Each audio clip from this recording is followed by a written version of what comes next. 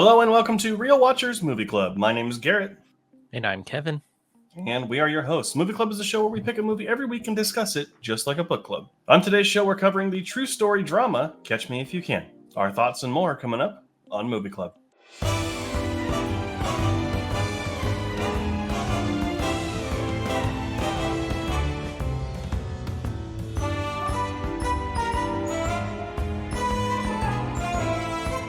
Released in 2002, Catch Me If You Can was directed by Steven Spielberg and stars Leonardo DiCaprio, Tom Hanks, and Christopher Walken.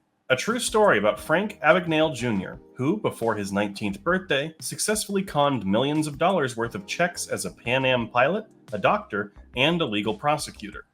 An FBI agent makes it his mission to put him behind bars, but Frank not only eludes capture, he revels in the pursuit.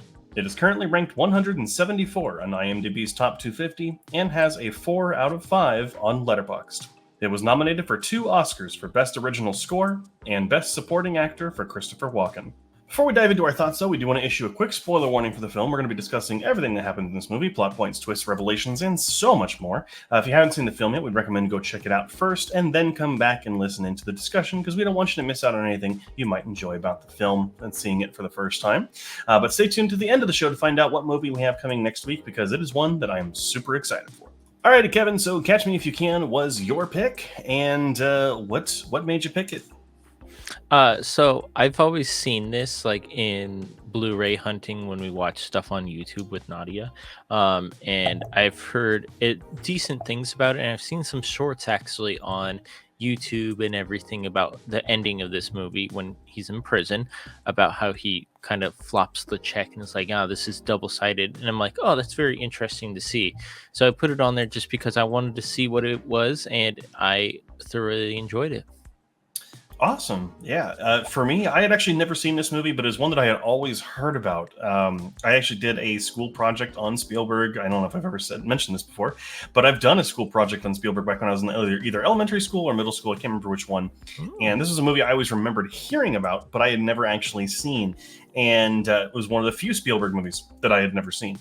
And so watching it now was really interesting, having known about it for so long and never actually watching it. I will say I'm happy that I watched it. I do not think it's one of Spielberg's best movies by any means, but we'll get into that a little bit more as we discuss the film. And so, Kevin, obviously, what stood out to you the most with this film? And just take it from there, I guess. The things that stood out for me were the 2 main characters, Tom Hanks and Leonardo DiCaprio, how much they played off of each other especially when Tom Hanks's character notices that Leo's character always calls on Christmas Eve because he has no one else. He's starting to put this puzzle together that he's just a guy who's lonely. And he does all of this just to gain attention a little bit. But the way they act together, even though they're not even in the same shot, is really incredible to me. And it makes me feel like they were in the same room talking to each other like you and I are here. But in the movie, he's halfway across the United States. Yeah, and it's a great kind of dividing line between the two of them, right? Like one obviously wants to be closer to someone, and yet they are so far away, not only in distance but in profession, right? One is definitely chasing the other for breaking the law. I highly agree. I think that Tom Hanks and Leonardo DiCaprio are both fantastic in this movie. Not like the best performances I've seen from either one of them, but it's very close. I think that like Leo has a lot to do in this movie, and a lot of different characters and professions for those characters. He has to play a pilot, a doctor, the prosecutor.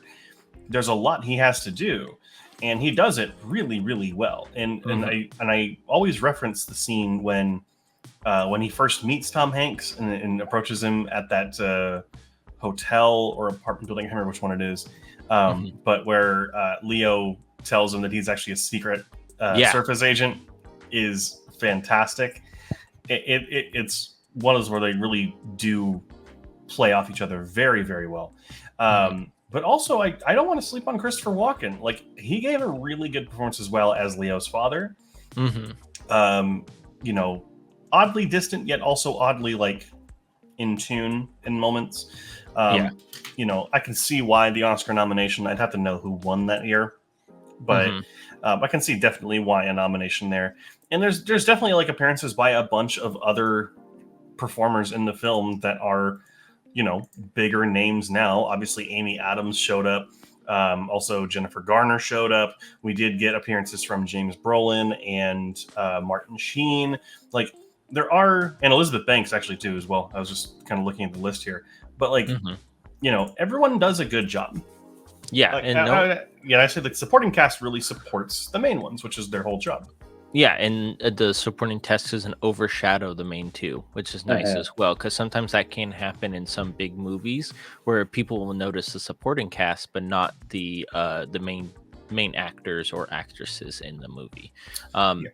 I wish I would have seen a little bit more of Watkins in this movie because, like you said, he is kind of a distant character, and you kind of forget that he's there sometimes. For me, at least, because I know Leo's always writing to him, but we never get to see his face that much in throughout this movie. But Leo's always writing to him about what he's done and everything. Maybe a little bit more interactions with him personally, like when he goes to the restaurants and says, "Oh, I bought you a Cadillac. Oh, I don't want this Cadillac." Like that interactions I really liked, and the Hmm. letters I liked as well because he's trying to kind of distance himself from his father, but still wants to be close to him as possible. Sure, Mhm. absolutely.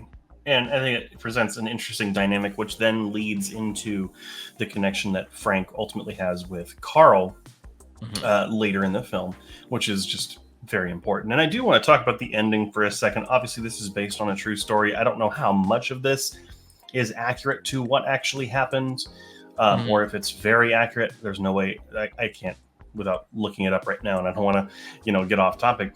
But like it feels pretty grounded, even though there's some things where I'm like, how I don't know if that would work. Like, but then you have to remember But it's the '60s. yeah, that's what I was gonna say. But it probably worked in the '60s. Nowadays, Yeah. you're like, no, that wouldn't work at all. Like that doesn't make any sense. But back then, he probably got away with a lot of things that we were like that I'm still like shocked that he got away with, like becoming a doctor or passing the board in 2 weeks or the bar in 2 weeks for becoming a lawyer. That one seems kind of fetchy, but Yeah, it could happen. it certainly could be something in the '60s. There's no Hmm. way to tell. Hmm. But I do want to talk about the ending where you had mentioned it earlier, where Tom Hanks brings the check into the jail so he can see it and notices immediately that it's wrong, Yeah. and then ends up serving out his sentence, so to speak, with the FBI working for them in their financial crimes division, bank Hmm. fraud, financial crimes, and it's a good ending. Like Yeah. he in a way he's finally getting what he had looked for, I Hmm. guess.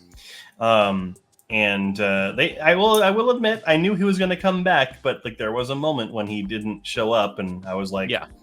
But okay, that was kind of cool to be like, well, is he gonna go away? Especially when Tom Hanks goes, "Yeah, you're gonna come back because no one's chasing you." And it's like, oh, he's definitely gonna come back after that sentence. But it was a cool little, like, if he doesn't come back, no one's chasing him. So why are you even going? Which yeah, he liked the chase instead of being stable in one place. yeah, and that's the whole key of the movie, right? Hmm. And that's what's so important about it.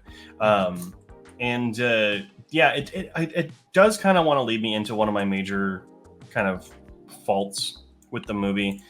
And for me, I think that the film um, is really good when it is Leo and Tom, like them together, them in the chase, them with the cat and mouse.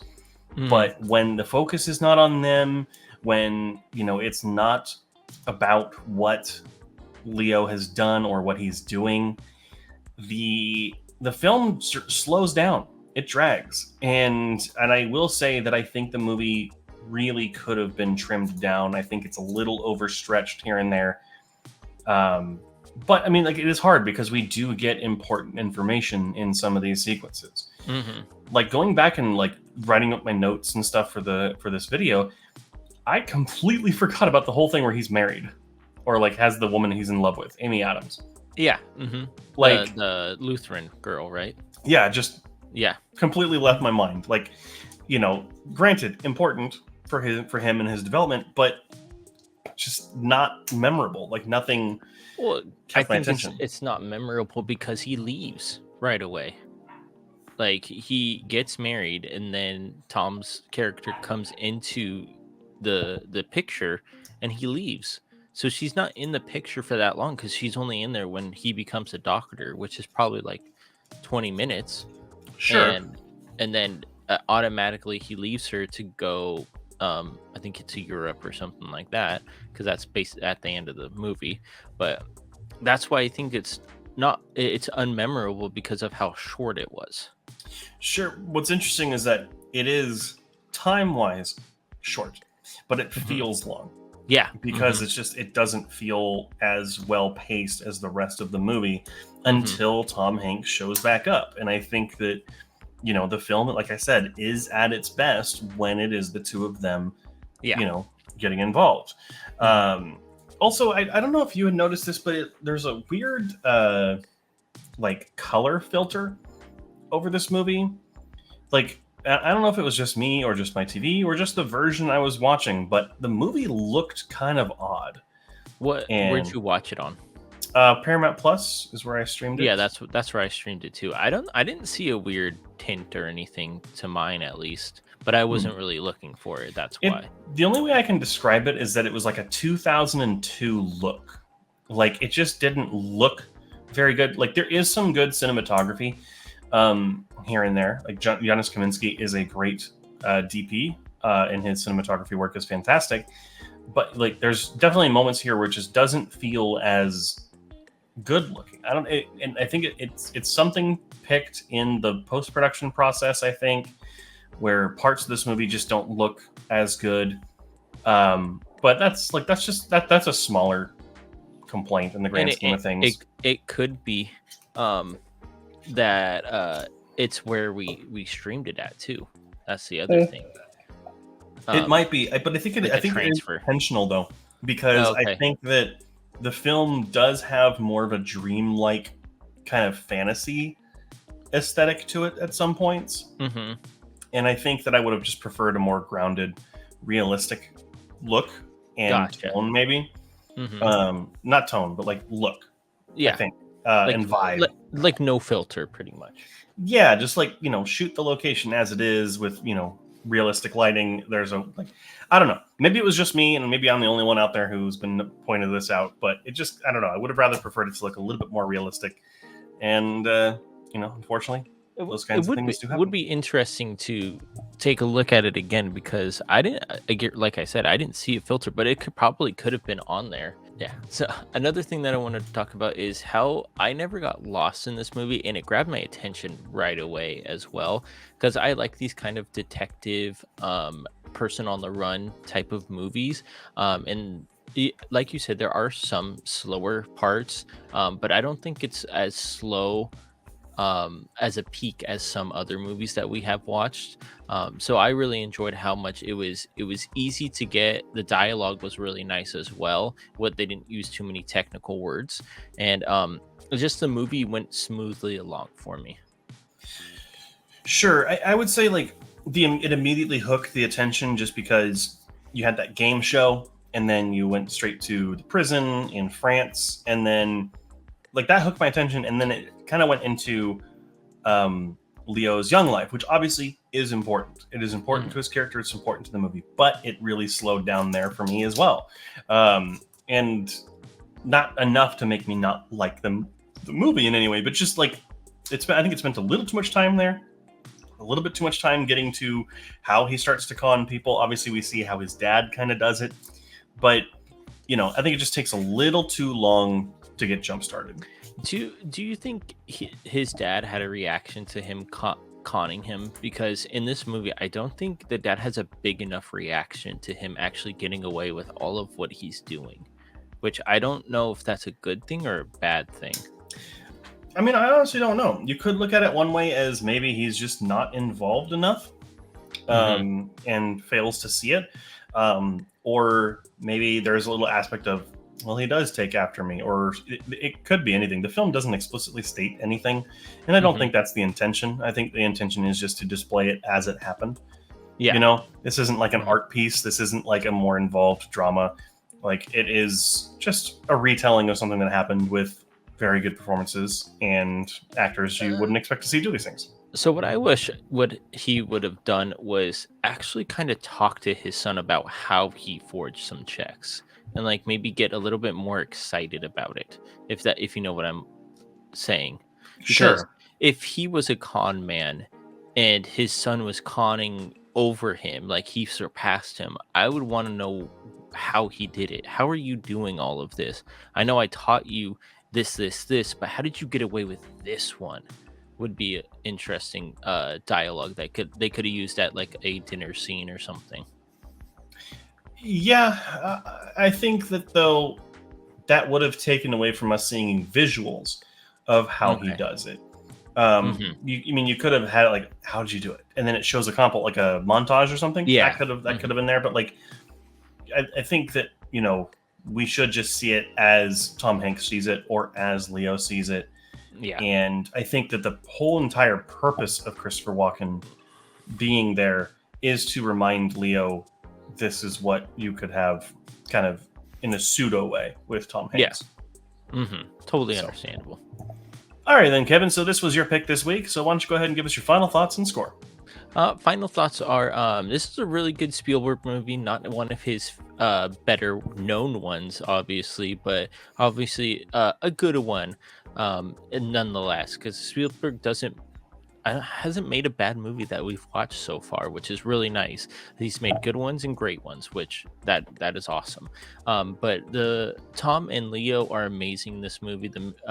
They connect really well, and they show different aspects of each actor, and they really just come together as kind of like a nice story ending at the end of it. And it being based on a true story kind of intrigues me as well, which I really liked about it. So I give this movie a 95 out of 100, which is equivalent to 4.5 stars out of 5. Gotcha. Yeah, for me, I would say that I think this is one of the few Spielberg projects that I would say is good, not great. I think that it really gets bogged down during big sections of this movie, but I do think the performances are fantastic. And when it's the cat and mouse game, it is absolutely fantastic. And seeing the two of them together, also incredible score from John Williams in this movie, and also the intro sequence is fantastic. So it's got a Hmm. lot of positives going on for it. And I mean, I like it. It's not something I would necessarily like get out of my way to watch again. And so Hmm. because of that, I'm going to go ahead and give it an 80 out of 100, which equates to 4 stars out of 5 on Letterboxd. So the question now falls to you. What do you think of Catch Me If You Can? Go ahead and leave those comments down in the description or comment section, not description. You can't edit that part in the comment section down below. And we'd love to hear what you have to say because one of you may be an FBI agent, the other might be a con man.